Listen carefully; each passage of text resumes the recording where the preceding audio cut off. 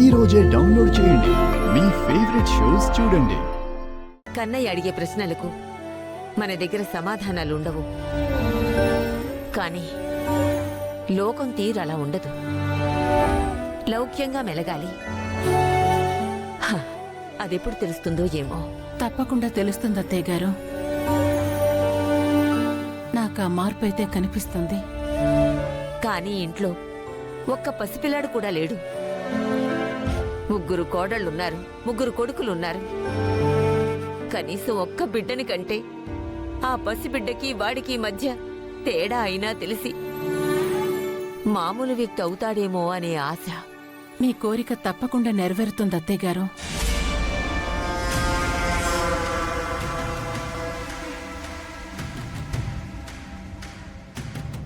అమ్మో, చెప్తా పదవే. అత్తయ్య రా. ఏంటత్తయ్య, ఏమైంది?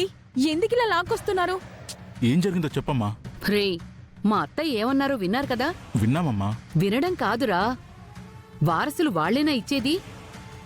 మీకు పిల్లలు పుట్టినా వాళ్ళు కూడా వారసులే కదా. మన తలరాత కాకపోతే మా ఆయన బావుగారి కంటే చిన్న కాబట్టి ఇంటి పెద్దయినటువంటి బావుగారికి అన్ని బాధ్యతలు ఆస్తులు అప్పజెప్పేశారు. మీ నాన్నకేమిచ్చారు? ఏమీ ఇవ్వలేదు. ఇప్పుడు ఇదే ఆస్తిని మీ పెదనాన్న పెద్ద కొడుకు బాలానే వారసుడంటున్నారు. అంటే ముందు పుట్టిన వాళ్లకే విలువ, వాళ్లకే ఆస్తులు బాధ్యతలు అప్పగిస్తారు. రేపు నా మనవెళ్ళి ముందు పుడితే కనుక వాళ్ళకి వారసత్వం వస్తుంది కదా. ఇదిగో ఇప్పుడు మీకు అవకాశం వచ్చింది. ఎలాగో ఆ బాల వలన ఏ ఉపయోగం ఉండదు. ఆ గాయత్రి అనంతులు ఎప్పుడు కొట్టుకుంటారో, ఎప్పుడు అన్యోన్యంగా ఉంటారో వాళ్లకే తెలీదు. వాళ్లకి పిల్లలు పుట్టే అవకాశం చాలా తక్కువ. ఇప్పుడు మీరిద్దరూ ప్లాన్ చేసుకుంటే ఈ ఇంటికి మొదటి వారసత్వాన్నిచ్చి ఎలాగైనా ఈ ఆస్తికి నా మనవణ్ణో మనవరాలనో వారసుల్ని చెయ్యొచ్చు కదా. ఏంటి చూసుకుంటున్నారు? మీరు ఆస్తి కోసం వేసే ప్లాన్స్ కి ఇది బ్యాకప్ ప్లాన్ లా పనిచేస్తుంది. అత్తయ్య చెప్పింది కరెక్ట్ ఫణి. మనం అనుకోకుండా పెళ్లి చేసుకున్నాం. కానీ మనం అనుకున్నది జరగాలంటే మనమిద్దరం కలిసిపోవాలి. నా కడుపుని పండించుకోవాలి.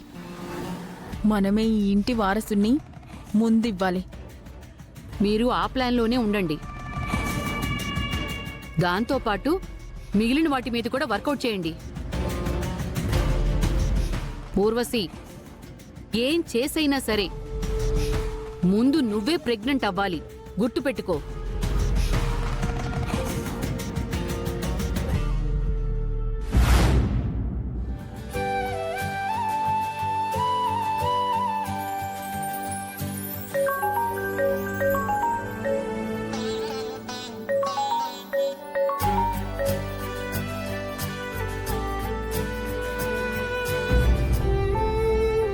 అమ్మా, అమ్మా త్రిపుర, ఎలా ఉన్నావమ్మా?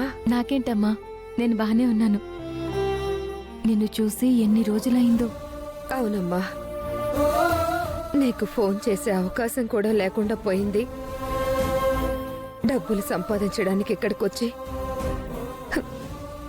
ఇలా ఇరుక్కుపోయాను. మిమ్మల్ని అక్కడ అనాథల్లా వదిలేసి మీకు భారంగా మారాను. ఏంటోనమ్మా నా కర్మ. అమ్మా, బాధపడకు. నువ్వక్కడికి మంచి ఉద్దేశంతోనే కదా వెళ్ళావు. అలా జరుగుతుందని తెలిస్తే వెళ్లేదానివే కాదు. ఇప్పటికైనా ఆ నరకం నుంచి బయటపడుతున్నావు. ఎక్కడి నుండి మీ దగ్గరికి వచ్చేస్తే ఇంకా జీవితాంతం మిమ్మల్ని వదిలి నేను ఎక్కడికి వెళ్ళను. అలాగేనమ్మా. ఇంతకీ చిన్నది ఎలా ఉంది? బానే ఉందమ్మా. దానికి నీ గురించి ఎక్కువ తెలీదు. ఇప్పుడు కూడా నువ్వు వస్తున్నావని గాయత్రికి చెప్పలేదు. అది నీలా కాదు. పైకి ముక్కోపమే కాని కంగారు పడిపోతుంది. ఇక్కడ లాయర్ గారు నా ప్రయాణానికి అన్ని ఏర్పాట్లు చేశారంటమ్మా. అవునమ్మా, తెల్లవారుజామునే నీ ఫ్లైట్. నువ్వు రేపు 10:30 కల్లా హైదరాబాద్ వచ్చేస్తావు. లాయర్ గారు నాకు పాస్పోర్ట్ ఏర్పాటు చేసి టికెట్లు అవి ఇచ్చారమ్మా. అమ్మా, పాస్పోర్ట్, టికెట్ అన్ని జాగ్రత్త. అలాగేనమ్మా. నీ వెనకాల ఎవరమ్మా? అల్లుడు గారా? అవునమ్మా. అల్లుడు గారిని ఇంతవరకు చూడనే లేదు. అవునమ్మా, నువ్వు ఆయనతో ఎప్పుడూ మాట్లాడలేదు కదా? అవును. ఇన్ని రోజులు ఒకటి పోతే మరొకటి ఏదో ఒక సమస్య వస్తూనే ఉంది కదా. సరే, ఇప్పుడు ఆయనతో మాట్లాడిస్తాను. అమ్మో.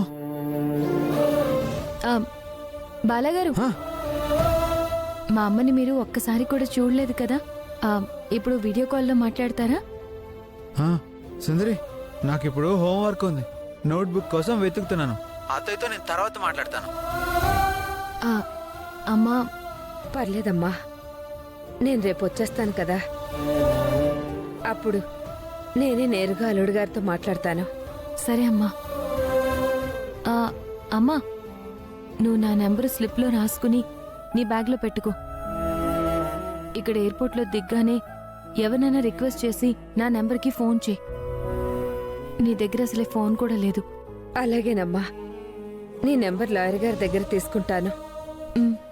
నువ్వు చెప్పినట్టే మన దేశంలో దిగ్గానే నేను ఎవరినో ఒకరిని అడిగి నీకు ఫోన్ చేస్తాను. సరేనమ్మా, జాగ్రత్త. అలాగేనమ్మా, ఉంటాను. లాయర్ గారి ఫోన్ కదా, ఎక్కువసేపు మాట్లాడితే బాగోదు. సరే అమ్మా, నా నంబర్ రాసుకోవడం మర్చిపోకు. అలాగేనమ్మా.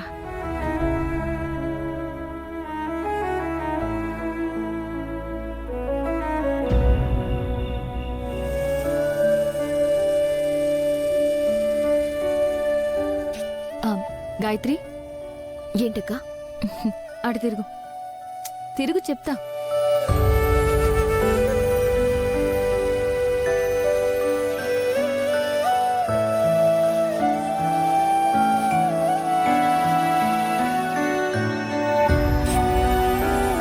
చూడు గాయత్రి, బాలాగారి విషయంలో ఇంట్లో అందరూ ఎంత బాధపడుతున్నారో నీకు తెలుసు కదా. ఇందాక బామ్మగారు కూడా వారసుడు గురించి ఏమంటున్నారో నువ్వే విన్నావు కదా. 3 కొడుకులు 3 కోడళ్ళుండి వారసుల్ని ఇవ్వలేకపోతున్నారని ఫీల్ అవుతున్నారు. అది కదక్కా, నువ్వు ఈ ఇంటి పెద్ద కోడలివి. బామ్మగారు కావాలనుకునేది కూడా మొదట మీరు వారసునివ్వాలని కదా. గాయత్రి, బాలాగారి పరిస్థితి నీకు తెలుసు కదా.